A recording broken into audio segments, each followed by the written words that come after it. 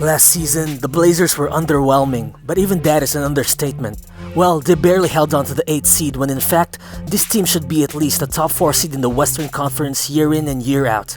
However, you can simply blame their struggles on all of those injuries to key players that they had to endure throughout the season.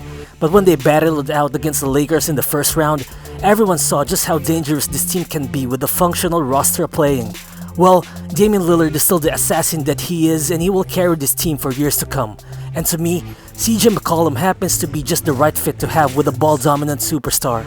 And I think that if this team is going to win a championship, I feel like they have to win it with these two guys who have proved time and again that they can coexist with one another long term, especially in an era where the league has witnessed a lot of superstar drama among teammates. And I don't see any lies either when Damian Lillard says that he wants to win it all for Portland, and I think he wants to be someone like Dirk Nowitzki, a guy who will have a lasting legacy due to winning a chip while staying with one team in his entire career. Well, there's no question, the Blazers will always have a fighting chance to win the championship as long as Dame is in the team. But the question is, can they really get it together soon enough to be able to maximize the prime years of their key players? And if we get to see a healthy Trail Blazers team this coming season, will they finally show the entire NBA just how dangerous they are to prove to all the doubters that their 2019 Western Conference Finals appearance is no fluke? What's good guys, it's Riro in here, and in this video, we'll take a look where this Portland Trail Blazers squad stands in an ultra-competitive Western Conference, and what are actual chances of this team winning a title in the not-so-distant future. Let's get to it.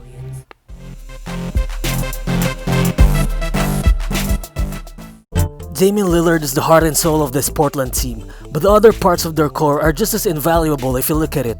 In my opinion, they'll be just as good if not better next season because of CJ McCollum. Well, this guy's the perfect second star to have in a team with Dame. Year after year, McCollum has proven that he's a star in his own right as he has consistently averaged above 20 points in the last 5 seasons, and he's been doing it with great efficiency. He's very underrated in my opinion, and if this guy played in the Eastern Conference, I think he'll have multiple All-Star selections by now. Well, a lot of doubts have been cast by fans against Lillard and McCollum's partnership, saying that Portland having a couple of score-first guards won't win them a chip. But I think at this point in time, these two have already proven that they can play with one another and produce great results. They have been the anchors of a consistent top 3 offense in the NBA for a couple seasons now, and they even carried Portland to the conference finals in 2019. I think this tandem can continue winning as long as the Blazers surround them with the right guys and as long as the team stays healthy. At this point, I'm not really sure if trading McCollum for someone like Victor Oladipo is even worth the risk, just as some mock trades have suggested. I feel like this is more of a swing for the fences kind of trade. Well sure, Oladipo can add defensive versatility to this Blazers team because of his length and strength, but for real, would you want to give up McCollum's proven reliability and health for a guy whose durability and health is consistently in question? Plus, McCollum is basically locked up with his contract for at least 4 more seasons, while Oladipo is on an expiring deal, so I don't think it would even be that realistic for this to happen without the Pacers adding more assets to package with him. So yeah, I think this Blazers 1-2 punch will still be good for them moving forward. And I think a lot of people are actually forgetting how much their defense has suffered last season because of the absence of Jusuf Nurkic. In 2019, Portland finished with the 16th best defensive rating in the league, but they dropped to 27th place last season. And this is all because they were missing Nurkic for almost the entire year. Well, I don't think fans realize how much damage this team can do with a healthy center right by the get-go next season. Well, upon coming back from injury, the Bosnian big man averaged 17.6 points, 10.3 rebounds, 4 assists, 1.4 steals, and 2 blocks per game. So you see, that's just how good this guy plays on both ends of the floor. Nurkic is a beast in the paint who can score and defend, plus I think is also a pretty good passer who creates tons of scoring opportunities for his teammates. And also, Nurkic joins Hakeem Olajuwon, Anthony Davis, and Andrei Kirilenko as the only 4 guys in NBA history during the last 35 years to record at least 5 points, 5 rebounds, 5 assists, 5 steals, and 5 blocks in a single game. So yeah, by that alone, you can see how versatile this guy is, and he'll definitely be a huge part of their team if ever they're going to compete for a championship. So yeah, I think the Blazers really owe it to their fans to build a solid team around their 3 core guys moving forward. But this offseason is going to be tough for the Blazers honestly, because they just don't have much cap flexibility to sign potential free agents to substantial contracts. Also, you'll have to decide whether you're going to bring back both Hassan Whiteside and Carmelo Anthony next season because for real, having both back will be very unlikely for them. But for me, I definitely choose bringing back Melo as long as he agrees to sign a team-friendly deal. and I'd rather let Whiteside walk and use the money to sign other relevant free agents instead. Whiteside has stepped up in the absence of Jusuf Nurkic, and he's had one of the most efficient seasons of his career. However, Melo has been more of the X factor this team needs, and has proven that he can still be a great contributor to a contending team. Last season, the guy averaged above 15 points a game while shooting 39% from 3. And also, what makes him such a great addition to this team is that he has shown glimpses of playing great defense and just playing winning basketball overall. Well, we haven't seen this guy locked in for a very long time, so I guess Melo has finally figured out his rightful role at this point in his career. But more than that, Portland definitely needs to address their need for additional wing help, and ideally, you would want to swing for proven 3-and-D win-now guys like Jay Crowder or maybe Marcus Morris, who brings that toughness and overall playoff experience to any team. But I think Portland won't be able to sign those guys realistically because the Heat and Clippers own those guys' bird rights, and they just won't sign with the Blazers unless Portland can offer them something substantial or something long-term, which they just can't do considering the team's cap restrictions. But you know what? Actually, Portland already has Trevor Ariza in their roster, but his contract is just partially guaranteed. And that is why I think they need to guarantee his full $12.8 million contract for next season.